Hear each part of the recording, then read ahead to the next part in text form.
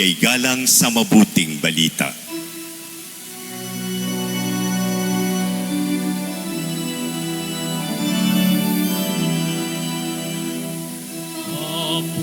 Papuri sa'yo,